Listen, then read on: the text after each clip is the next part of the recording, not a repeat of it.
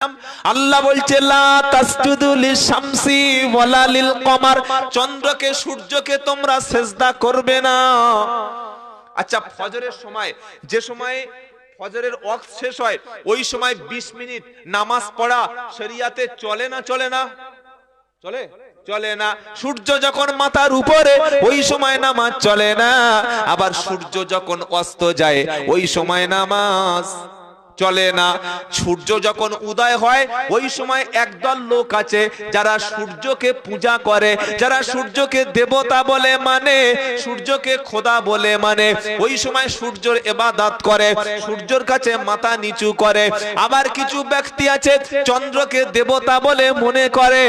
আল্লাহ বলছে লা তাসজুদু লিশ-শামসি ওয়ালা লিল-কমার, চন্দ্র এবং সূর্যকে তোমরা সিজদা দিও না, সিজদা দাও তাকে, চন্দ্র এবং সূর্যকে সৃষ্টি করেছেন যিনি, আল্লাহ হলেন তিনি। সুবহানাল্লাহ পড়ে। সিজদা শুধুমাত্র কার জন্য? কার জন্য? আল্লাহর জন্য। ধরুন, মনে করুন আমার এই হযরত বেঁচে আছেন, উনি একদিন মারা যাবেন না? যাবেন না? আমি আব্দুল্লাহ জুবায়ের, তবে কিয়ামত পর্যন্ত বাঁচবো, তাই তো নাকি? না, কুল্লু নাফসিন যায়িকাতুল মাউত, প্রত্যেকটা নফস, প্রাণীকে মৃত্যুর স্বাদ গ্রহণ করতে হবে। হযরত মারা গেলেন, উনি মারা যাওয়ার পর গ্রামের সব লোক বলল খুব যোগ্য ব্যক্তি ছিলেন। ওনার মরণের পরে চতুর্দিকে কবরটা ভালো করে বেঁধে দেওয়া হলো, কবরের উপর একটা গম্বুজ করে দেওয়া হলো। মেয়েরা মনে করলো হুজুর মারা গেছে, উনি বেঁচে থাকা অবস্থায় ফু দিলে, তেল পড়া পানি পড়া দিলে, দোয়া করলে যে কাজ হতো, মরণের পরে পাওয়ারটা আরো বেড়ে গেছে। সবাই গিয়ে চতুর্দিক থেকে ওনার কবরে যদি সেজদা দেয়, মাথা যদি নিচু করে, ঈমান থাকবে না যাবে? কেন যাবে? কারণ কপাল শুধু সেজদা কাঁধ দিতে হবে। জোরে বলেন। নামাজে আমরা পড়ি ইয়্যাকা না'বুদু ওয়া ইয়্যাকা নাস্তাঈন, পড়ি না? পড়ি না? এটা পড়ার পরে মুসলমান ছাগল নিয়ে কেন মাজারে যাবে? এটা পড়ার পরে মুসলমানের বাচ্চা না হলে কেন আজমিরে যাবে? কুকুরের 10টা বাচ্চা হয়, ছাগলের 4টে বাচ্চা হয়, গরুর বাচ্চা হয়, শুকরের বাচ্চা হয়, গাধার বাচ্চা, ঘোড়ার বাচ্চা হয়। এরা বাচ্চা না হলে কখনো মাজারে যায় না।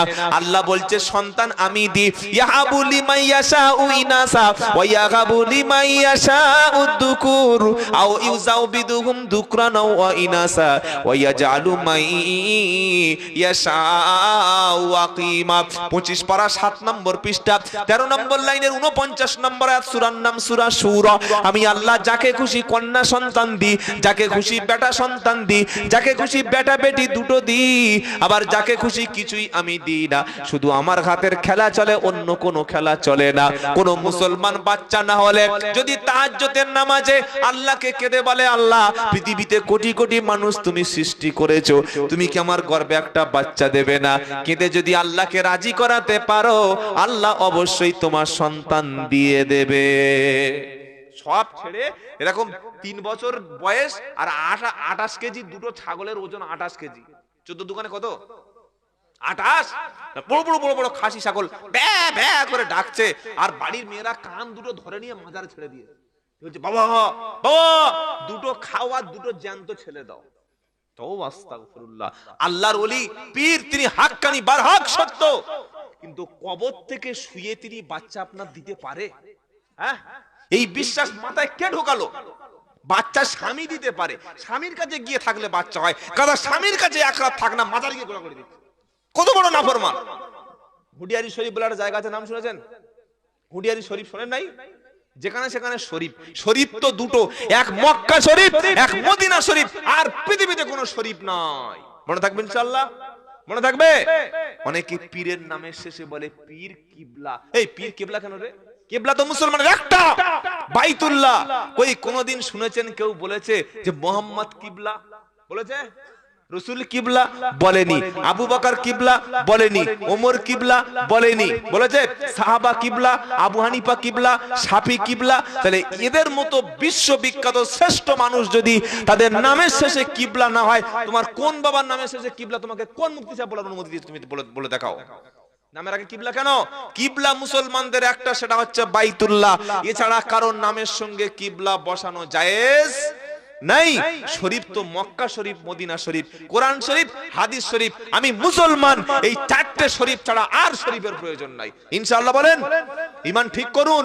পৃথিবীতে কোনো শরীফ নাই, এক মক্কা শরীফ, এক মদিনা শরীফ, এক কোরআন শরীফ, এক হাদিস শরীফ। তাছাড়া যত শরীফ আছে সব মানুষের মন গড়া বানানো শরীফ। হুডিয়ার শরীফ একদিন গেলাম, আশ্চর্য, শুনলে মুসলমানের ঈমান নষ্ট করছে। তবে মনে রাখবেন, ভারতবর্ষের জমিনে ইসলাম যারা এনেছিলেন তারা হাক্কানি ওলি, হাক্কানি পীরেরা। বলুন সুবহানাল্লাহ। কারা ইসলামের প্রচার করেছিলেন? খাজা মঈনুদ্দিন চিশতি, নিজামুদ্দিন আউলিয়া। তারা কি ছিলেন? বড় বড় বড় বড় আলেম, বড় বড় আল্লাহর ওলি। তারা এসেছিলেন বলেই ইসলাম পেয়েছি। আজকের আপনি আজমিরে আমার সঙ্গে কালকে চলুন, সেখানে মেয়েরা কবরে সেজদা করছে, সেখানে মেয়েরা কবরে গোড়াগড়ি খাচ্ছে, চাদর দিচ্ছে, আগরবাতি দিচ্ছে, ধূপবাতি দিচ্ছে। মাজারে কিছু গোপ বড় করে গাঁজাখোর বসে আছে। তারা বলছে তোমাদের হাজত মান্নত যা কিছু আছে পীরের কাছে মাঙ্গো, পীরের কাছে চাও, উনি আল্লাহর কাছে তোমাকে পৌঁছে দেবেন। তোমার মতো পাপী কি আল্লাহর কাছে ডাইরেক্ট যেতে পারে? তুমি মদ খাও, তুমি মিথ্যা বলো, তোমার দাড়ি নাই, তুমি বেনামাজি, তুমি ফাসেক, তুমি অশিক্ষিত, তুমি আরবি জানো না, তোমার আরবি কোনো নাহু সরফের জ্ঞান নাই, তুমি আরবিতে দোয়া চাইতে পারবে না, তুমি বাংলা ভাষা, ওই পীর সাহেব তোমার হয়ে চেয়ে দেবে, কারণ পীরের সঙ্গে কবরে ওয়াইফাই লাইন করা আছে। বলে দিচ্ছি, তওবা তওবা, আস্তাগফিরুল্লাহিল আযীম, আস্তাগফিরুল্লাহিল আযীম। আচ্ছা আপনি বলুন, আজমির শরীফে গিয়ে যে শত শত মানুষ খাজা মঈনুদ্দিন চিশতি রহমাতুল্লাহর কাছে চাইছে, খাজা মঈনুদ্দিন চিশতি রহমাতুল্লাহর কবরের পাশে বা মাজারের পাশে ওখানে ফকির মিসকিন আছে না নাই? আমি জিজ্ঞাসা করছি আপনাদের, আছে? এই ফকির গুলো একটা করে থালা নিয়ে, একটা করে বাটি নিয়ে বসে আছে, বড় বড় পাটি লাভছে, বাটি নিয়ে, বাবা লা ইলাহা ইল্লাল্লাহ মুহাম্মাদুর রাসূলুল্লাহ, লা ইলাহা ইল্লাল্লাহ ভিক্ষা দাও। ওই ফকির গুলো, ভিক্ষুক গুলো, কারোর চোখ একটা নাই, কারোর কান কাটা, কারোর হাঁটু ভাঙা, কারোর শরীরে পক্কাঘাত, শুয়ে শুয়ে, বসে বসে, দাঁড়িয়ে দাঁড়িয়ে, লাঠির উপরে ভর করে তারা খাজা মঈনুদ্দিন চিশতির কাছে দরবারে থেকেও তারা চাইছে জীবিত লোকের কাছে, তারা খাজা বাবার কাছে বাটি ঘটি নিয়ে চায় না। তাদের বিশ্বাস, তাদের ঈমান, তাদের ইয়াকিন কি, যে খাজা বাবার কাছে চাইলে তিনি দিতে পারেন না। তিনি যদি দিতে পারেন তাহলে 10 বছর বসে ভিক্ষা করবো কেন? একটা প্লেট বাদ তো কয়েকটা সোনা দিয়ে দিলে হয়ে যেত। তারা চাইছে জীবিত লোকের কাছে, আর তুমি এখান থেকে বউ নিয়ে মাজারে চলে গেছো। ঘুটিয়ারি শরীফ গেলাম, আমার বাড়ির পাশে 10 কিলোমিটার মধ্যে। যাওয়ার পরে দেখলাম সেখানে মেয়েরা সব মাজারে রাত্রে করে যাপন করছে, আর সব দেখি মাজারে গোড়াগড়ি খাচ্ছে, পেটের কাপড় সরিয়ে সব মাজারে এরকম ঢিকবাজি খাচ্ছে। আমি মাজার খাদেমকে বললাম, আসসালামু আলাইকুম। ওয়ালাইকুম আসসালাম। গাঁজা খেয়ে খেয়ে গলার টোনটা আলাদা হয়ে গেছে। কি বুঝলেন? বললে কি ব্যাপার? আমি বললাম, দেখুন এটা তো আল্লাহর ওলির একটা কবর, শুনেছি গাজী বাবা ভালো মানুষ। বলে ইয়েস, ভালো মানুষ ছিলেন। তো এই কবরের পাশে মেয়েরা যে গড়াগড়ি খাচ্ছে, পাল্টি মারছে, এটার সিগনিফিকেন্সটা কি? এর ব্যাখ্যাটা কি? এর কোনো সায়েন্টিফিক কারণ আছে না, দর্শন আছে না, যুক্তি আছে না, ফিজিক্স আছে? কি আছে, কারণটা কি? বলছে সব মারেফতি ব্যাপার, তোমরা বুঝবে না। কেন? বললে যে মেয়েদের বাচ্চা হয় না, তাদের বিশ্বাস মাজারে পীর সাহেবের কাছে আসলে ওখানে ওয়াইফাই কানেক্ট করে দিলে বাচ্চা পেটে চলে আসে। নাউজুবিল্লাহ। এরকম তার স্বামীর দরকার নাই, এই তো সুবিধার লোক নয়। স্বামীর দরকার নাই তাহলে বলো, বাচ্চা তো স্বামী স্ত্রী দুজনের সেক্সুয়াল ইন্টারকোর্স করলে হয়। কি হয় না? হয় না নাকি আর অন্য কোনো পদ্ধতি আছে? আছে? বাচ্চা যদি স্বামী না দিতে পারে, তোর উচিত ছিল বিয়ের কাছে, স্বামীর কাছে শুয়ে থাকা, ঘুমানো, নিশি যাপন করা। স্বামীকে বাদ দিয়ে বাবার কাছে শুচ্ছে, তাহলে বাচ্চাটা কি বাবার? তওবা তওবা তওবা। তুই আল্লাহর ওলির কবর অপমান করতে আসিসনি, আল্লাহর ওলিকে মান সম্মানে ফেলতে আসিসনি। পরে ঘরে 1 বছর পরে চলে যাবি, বলবি বাবা আমার বাচ্চা দিয়েছে, গাজী বাবা, খাজা বাবা বাচ্চা দিয়েছে। তার মানে বাচ্চাটা তো স্বামীর না খাজার বাচ্চা। নাউজুবিল্লাহি মিন যালিক। আল্লাহর ওলির বিরুদ্ধে মিথ্যা তহমত তুই লাগাচ্ছিস না। তোর স্বামীর বাচ্চা তুই পরিচয় নাই দিয়ে, ওর বাপের যখন, তোর ছেলের যখন আই কার্ড হবে, আধার কার্ড হবে, আইডেন্টিটি হবে, বাবা কি লিখবি, খাজা না গাজী বাবা? তওবা তওবা তওবা তওবা তওবা, আস্তাগফিরুল্লাহিল আযীম। তওবা করুন, জীবনে কখনো মাজারে যাব না। বলুন ইনশাআল্লাহ। আপনাদের মেয়েদের বলছি, পায়ে ধরে বলে যাচ্ছি, ভাবিরা, চাচিরা, নানিরা, খালারা, দাদিরা, বোনেরা, বাচ্চা হয় না কখনো মাজারে যাবেন না। যিনি শুয়ে আছেন কবরে তিনি আল্লাহর ওলি। বাচ্চা দেওয়ার কোনো ক্ষমতা আল্লাহ তাকে দেয়নি, কারণ ওটা আল্লাহর হাতে। হাত কার? জোরে বলেন। আল্লাহর হাতে। আল্লাহ যেটা পারেন, যেটা দেন, সেটা ক্ষমতা পৃথিবীতে কারোর নাই। অনেকে অসুস্থ হলে কবরে মান্নত করে, কেন? কবর থেকে মৃত ব্যক্তি আপনাকে সুস্থ করবে। কোরআন শোনাচ্ছে কুলিদ উল্লাযীনা যাআমতুম মিন দুনিহি ফালা ইয়ামলিকুনা কাশফাদ দুররি আনকুম ওয়ালা তাহবিলা। 15 নম্বর পারা 6 নম্বর পৃষ্ঠা 6 নম্বর লাইনের 56 নম্বর আয়াত, সূরার নাম সূরা বানি ইসরাইল। আল্লাহ পাক শোনাচ্ছে কুলিদুল্লাযীনা যাআমতুম মিন দুনিহি ফালা ইয়ামলিকুনা কাশফাদ দুররি আনকুম ওয়ালা তাহবিলা। বিপদে মুসিবতে পড়ে আল্লাহ ছাড়া তুমি যদি কোনো পীরের কাছে, কবরের কাছে, কোনো একটা কিছু উঁচু জায়গা দেখে তালতলায়, নারকেল তলায়, পাথর চাপড়িতে তুমি যদি মাথা ঠোকো, সেখানে যদি চাও, সেখানে যদি সাহায্য কামনা করো, আল্লাহ পাক বলছে তুমি ডাকো, ডাকতে থাকো, ডাকতে থাকো। তুমি যতই ডাকো না কেন, তারা তোমার বিপদ থেকে, মুসিবত থেকে বাঁচাতে পারবে না। এমন কি বিপদ থেকে তোমাকে সামান্য অবস্থারও পরিবর্তন করতে পারবে না। কোরআন সূরা বানি ইসরাইলের বাংলাটা খুলে দেখুন। যদি না থাকেন আমি অনুমতি দিচ্ছি, ডান কানটা একজন, বাম কানটা একজন ধরে ছুরি দিয়ে কেটে আপনাদের মুর্শিদাবাদে রেখে দেবে। শুনতে পেলেন? পরিষ্কার লেখা আছে যে আল্লাহ বলছে বিপদ মুসিবতে পড়ে তুমি যদি কোনো কবরের কাছে ডাকো, ডাকলে তোমার সাড়া দেওয়া দূরের কথা, সাহায্য করা দূরের কথা, তোমার অবস্থার সামান্য পরিবর্তনটুকু করতে পারবে না। কারণ কি? ওয়ামান আদাল্লু মিম্মাই ইয়াদউ মিন দুনিল্লাহি মাল্লা ইয়াস্তাজিবু লাহু ইলা ইয়াউমিল কিয়ামাতি ওয়া হুম আন দুআইহিম গাফিলুন ওয়া ইদা হুশিরান নাসু কানু লাহুম আদা ওয়া কানু বিইবাদাতিহিম কাফিরিন। এটা হচ্ছে 26 পারা সূরা আহকাফের 4 নম্বর আয়াতে প্রথম পৃষ্ঠায় আল্লাহ বলছেন তার চাইতে পথভ্রষ্ট। পথভ্রষ্ট বোঝেন? মানে পথটা ছিল সোজা জান্নাতি পথ, ওই পথটা থেকে স্লিপ খেয়ে মিসগাইড করে পদস্খলন ঘটে অ্যাক্সিডেন্ট, দুর্ঘটনায় ওই পথ ছেড়ে খারাপ পথে লেগে গেছে। কথা বলতে পারছেন কিছু? পথ থেকে অন্য পথে সরে গেছে, গোমরাই হয়ে গেছে। আল্লাহ বলছেন তার চাইতে বড় পথভ্রষ্ট কে আছে, যে আল্লাহ ছাড়া এমন কোন ব্যক্তিকে ডাকে যে সাড়া দিতে পারে না। তুমি যদি তাকে কিয়ামত পর্যন্ত ডাকো, কবর থেকে কিয়ামত পর্যন্ত কোনো সাড়া দিতে পারবে না। কোরআন আল্লাহ নিজেই বলেছে। এরপরে যদি বলেন আমার পীর বলেছে, তাহলে আপনার ঈমান আছে কিনা ওটা ব্লাড টেস্ট করে দেখতে হবে। আল্লাহ বলছে শোন, কিয়ামত পর্যন্ত আল্লাহ ছাড়া তুমি যদি কোনো কবরের কাছে ডাকো, তারা কখনোই সাড়া দিতে পারবে না।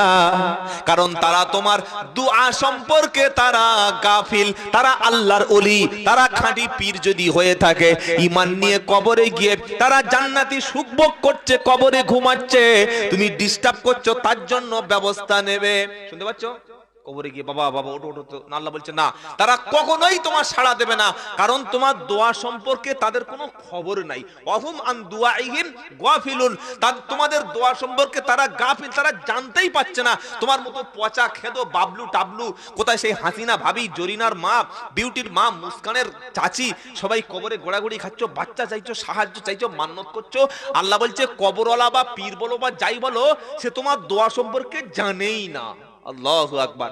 এই পীর, এই ওলিরা কিয়ামতের দিন কবর থেকে যখন উঠবে, আল্লাহ পাক শোনাচ্ছে ওয়া ইদা হুশিরান নাসু কানু লাহুম আদা।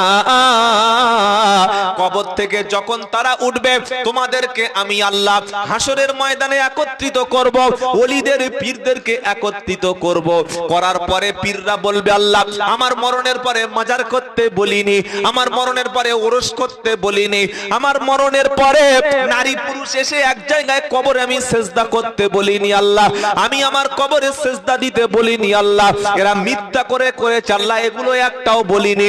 বলুন খাজা বাবা যদি কিয়ামতের দিন বলে যারা কবরে সেজদা করেছে আমি নিষেধ করেছি, আমি তো করতে বলিনি, আমি ইন্তেকাল করার পরে কবরে কি হয়েছে জানি না, আল্লাহ তাদের ব্যাপারটা তুমি বুঝে নাও। আর কোরআন বলছে তারা ইবাদত করাটাকে অস্বীকার করিবে। সকলে বলুন জীবনের শেষ দিন পর্যন্ত বেশি বেশি মসজিদে যাব, বলুন ইনশাআল্লাহ। ইনশাআল্লাহ বলেন। মুসলমানের সম্পর্ক কার সাথে হবে? মসজিদের সাথে। মুসলমান মাজারে কেন যাবে? কি আছে মাজারে যেতে? কিচ্ছু নাই, কিচ্ছু নাই। সেখানে একজন মানুষ আছে, তাছাড়া কিচ্ছু নাই। মৃত মানুষ। একটা লোক মরে গেছে, মরে গিয়ে মাঝে মাঝে পা এরকম নাড়াতে পারে, চোখ মেলে দেখতে পারে, হাত তুলে মাঝে মাঝে এরকম করতে পারে, পারে না? পারে না। তবে কবরে দিলে উনি মনে হচ্ছে কবরে উঠে বসে টাকা পয়সা ওখান থেকে ছুঁড়ে ছুঁড়ে দিতে পারে, তাই তো নাকি? পারে না? মানুষ মরণের পরে দুটো স্টেশনে তার জায়গা হয়, একটা হচ্ছে ইল্লিয়ুন, ইল্লিন নেককারদের রূহ যেখানে রিজার্ভ থাকে, সুবহানাল্লাহ। আরেকটা হচ্ছে সিজ্জিন, যেটা জাহান্নামের একদম তলদেশে। বদকার পাপিষ্ট কাফের মুশরিক বেদাতি জাহান্নামী ইসলাম বিদ্বেষী তাদের জায়গা কোথায়? সিজ্জিন। আর নামাজি মুমিন ব্যক্তির জায়গা ইল্লিন। তাহলে চলে যাওয়া চলে গেছে, তুমি তার কবরের কাছে গিয়ে চাইছো। আল্লাহ বলছে দেখ আমি তোর আল্লাহ, তোর দুটো চোখ দিলাম, তোর জিহবা দিলাম, তোর শরীর দিলাম, সবকিছু তোর দিয়েছি।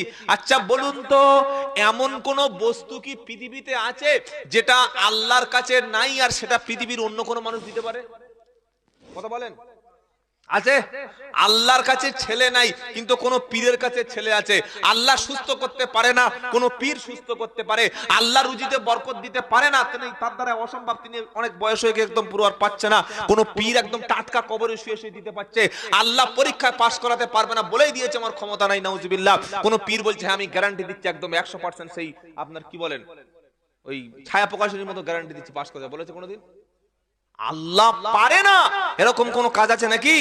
তাহলে যে ব্যক্তি আল্লাহ ছেড়ে, মসজিদ ছেড়ে কোরআন ছেড়ে, দিন ইসলাম ছেড়ে কোন কবরের কাছে যাচ্ছে, আল্লাহকে বেইজ্জত অপমান, আল্লাহর শান মানের প্রতি জুলুম করা হচ্ছে না হচ্ছে না? হচ্ছে না? তাই আল্লাহ পাক কোরআনে বলেছে কি জানেন? ইন্নাল্লাহা লা ইয়াগফিরু আই ইশরাকা বিহি ওয়া ইয়াগফিরু মা দুনা যালিকা লিমান ইয়াশা ওয়া মাই ইশরিকু বিল্লাহি ফাকাদ ইফতারা ইসমান আযীমা। 5 পারা 5 পৃষ্ঠা 4 নম্বর লাইন 48 নম্বর আয়াত, সূরার নাম সূরা নিসা। সব বক্তব্য আমার বলে আর কি করব বলুন তো? যারা মাজারে যাবে তারা ঘরে গিয়ে শুয়ে পড়ে, যারা বসে আছে সব খাঁটি মানুষ গো। কি ঈমান আল্লাহর উপরে আছে? ইনশাআল্লাহ আছে। কি বলবো আর? আল্লাহ বলছে ইন্নাল্লাহা, নিশ্চয়ই আল্লাহ, লা ইয়াগফিরু আই ইশরাকা বিহি, আল্লাহর সঙ্গে শিরিক এর পাপ আল্লাহ ক্ষমা করে না। জেনা করেছেন তো, চুরি করেছেন তো, মদ খেয়েছেন, ঘুষ খেয়েছেন, অনেক কিছু অপরাধ করেছেন, সব পাপ আল্লাহ ক্ষমা করে দিতে পারেন, ইচ্ছা করলে পারে। কিন্তু একটাই পাপ তিনি করবেন না, তিনি বলেছেন আমি করব না। কোন পাপ? মাজারে চাওয়া, মাজারে মান্নত করা, হাজত করা। কোন মেয়ে ছেলে যদি জীবনে 35টা ছেলের সঙ্গে জেনা করে, জীবনে যদি কোনো মেয়ে ছেলে 5000 বার সিনেমা দেখে, কোনো বেটা ছেলে জীবনে যদি 15000 গার্লফ্রেন্ড ডাকে, 30000 বার যদি মদ খায়, 20 লাখ যদি মানুষ খুন করে, যদি ভুলটা বুঝতে পেরে খালেস নিয়তে তওবা করে ফিরে আসে, আল্লাহ বলছে সব পাপ আমি ক্ষমা করে দেব। জোরে বলুন। যদি ইচ্ছা করি ক্ষমা করতে পারি, কিন্তু জীবনে ভুল করে যদি কোনো কবরের কাছে, কোনো মাজারের কাছে গিয়ে বাবা এসেছি কিছু দাও, তার মানে আল্লাহকে অপমান করছেন না? করছেন না? বাবা আমার জীবনটা একটু ভালো রাস্তায় দিয়ে দাও, বাবা কবর থেকে শুয়ে আমার মেয়েটার বিয়ে দিয়ে দাও, বাবা আমার স্বামী খুব অসুস্থ, তার মানে আল্লাহ বলছে দেখ আমি জাগ্রত, তারা ঘুমন্ত, আমি জীবিত, তারা মৃত, আমি দিতে পারি, তারা পারে না, আমি শুনতে পারি, তারা পারে না, আমি দেখি, সে দেখে না, আমি সাহায্য দিই, সে দেওয়ার ক্ষমতা নাই, যিনি পারেন তাকে বাদ দিয়ে অপারক, ফেলিওর, আনেবেল, তার কাছে গিয়ে যখন তোমরা সাহায্য চাইছো, আমি আল্লাহ তোমার উপরে প্রচন্ড রেগে আছি, প্রচন্ড আমি আল্লাহ তোমাকে শাস্তি দেব। সেই শাস্তিটা কি?